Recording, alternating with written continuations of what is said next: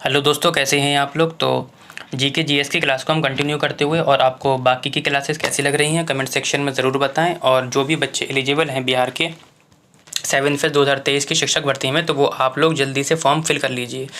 ऐसा होता है कि लास्ट में साइट बिजी हो जाती है, फिर आप लोग परेशान होते हो, उधर उधर भागते हो। तो आप लोग अभी से फॉर्म फिल कर लीजिए, और अदर स्टेट वाले भी एलिजिबल हैं उसमें फॉर्म फिल करने के बाद आप लोग आराम से तैयारी कीजिए, ठीक है।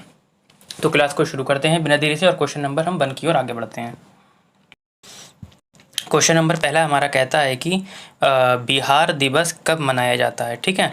तो कह रहा है 20 मार्च को मनाया जाता है, 21 मार्च को मनाया जाता है, 22 मार्च को मनाया जाता है, या 25 मार्च को मनाया जाता है।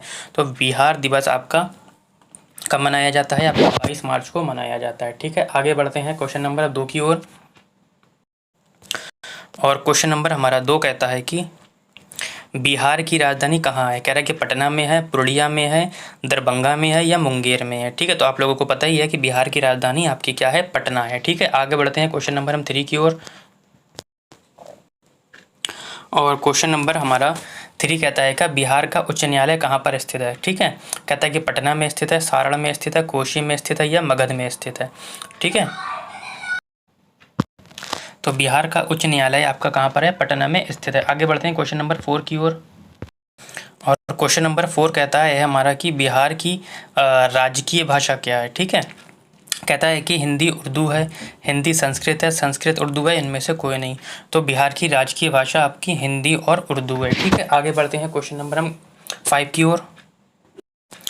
और क्वेश्चन नंबर 5 कहता है कि बिहार का राजकीय वृक्ष कौन सा है? कहता है कि बेल है, आम है, पीपल है, या नीम है, ठीक है। तो राजकीय वृक्ष कौन सा है? आपका पीपल है, ठीक है। आगे बढ़ते हैं क्वेश्चन नंबर 6 की ओर।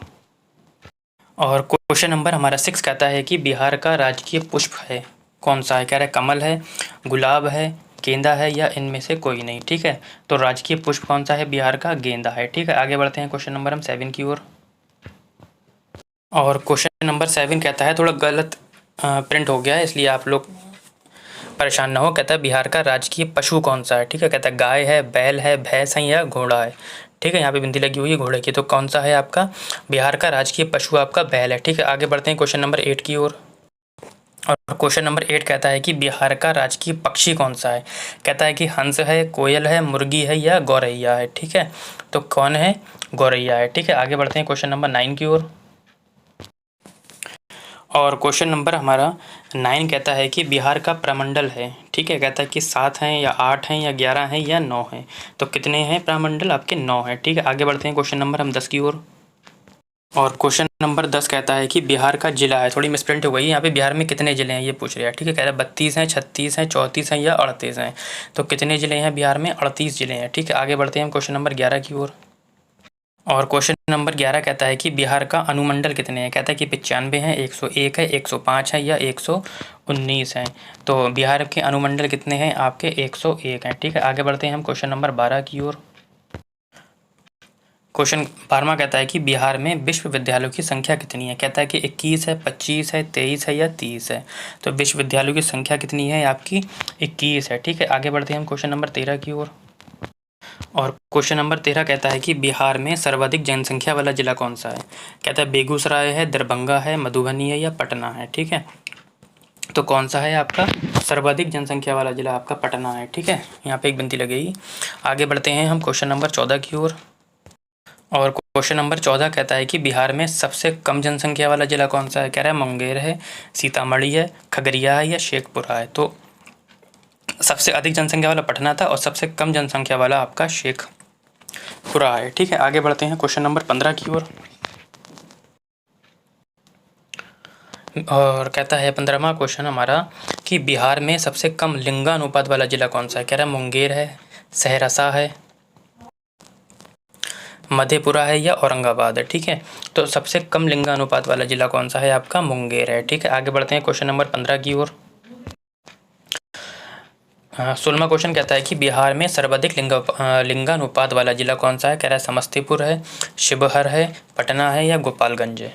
तो ऑप्शन हो जाएगा आपका गोपालगंज, ठीक है। आगे बढ़ते हैं क्वेश्चन नंबर 17 की ओर। और क्वेश्चन नंबर 17 कहता है कि बिहार में सर्वाधिक साक्षरता वाला जिला कौन सा है? कह रहा है रोहतास है, पटना है, दरभंगा है, या नवादा है, ठीक है। तो सर्वाधिक साक्षरता वाला जिला कौन सा है आपका?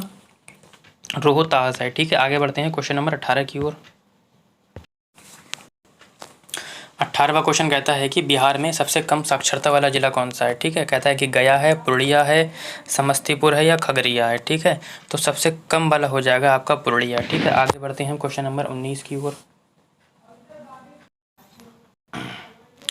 और क्वेश्चन नंबर 19 कहता है कि बिहार में सर्वाधिक वर्षा वाला जिला कौन सा है। कहता है किशनगंज है, मुजफ्फरनगर है, मधुबनी है या सहरसा है। ठीक है, तो ऑप्शन हो जाएगा आपका किशनगंज। ठीक है, तो बिहार में सर्वाधिक वर्षा वाला जिला कौन सा है आपका, किशनगंज है। ठीक है, आगे बढ़ते हैं क्वेश्चन नंबर हम 20 की ओर। और क्वेश्चन नंबर 20 कहता है कि बिहार में सबसे कम वर्षा वाला जिला कौन सा है। कहता है कि अररिया है, भोजपुर है, बक्सर है या औरंगाबाद है। ठीक है, तो सबसे कम वर्षा वाला जिला आपका कौन सा है, औरंगाबाद है। ठीक है, आगे बढ़ते हैं क्वेश्चन नंबर 21 की ओर। और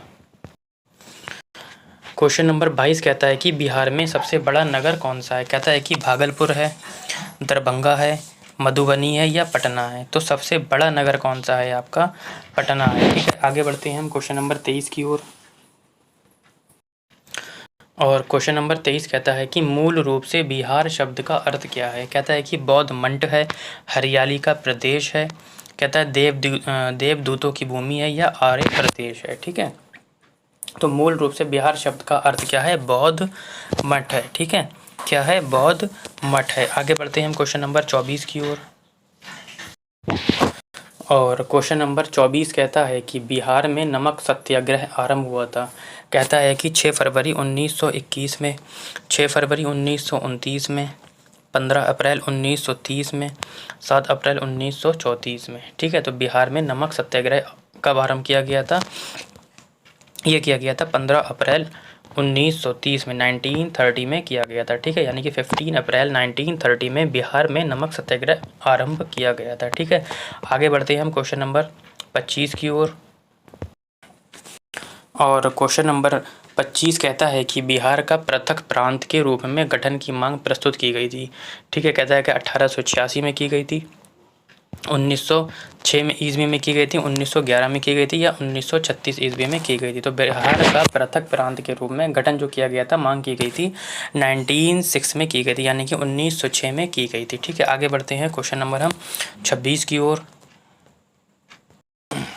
और क्वेश्चन नंबर 26 कहता है कि बिहार का मुगल साम्राज्य के प्रांत के रूप में गठन कब हुआ था।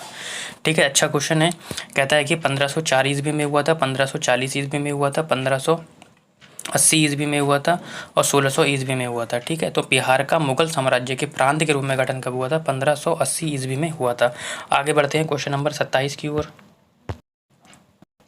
और क्वेश्चन नंबर 27 कहता है कि बिहार विधानसभा में वर्तमान में कितने सदस्य हैं। कहता है कि 240 हैं, 245 हैं, 246 हैं या 243 हैं। ठीक है, तो वर्तमान में बिहार विधानसभा में 243 सदस्य हैं। ठीक है, आगे बढ़ते हैं हम क्वेश्चन नंबर 28 की ओर।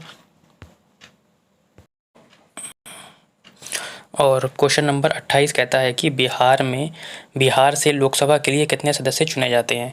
कहता है कि 20, 25, 30 और 40। तो कितने सदस्य चुने जाते हैं, 40 सदस्य चुने जाते हैं। आगे बढ़ते हैं क्वेश्चन नंबर 29 की ओर।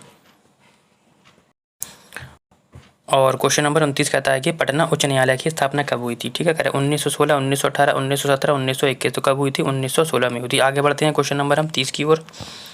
और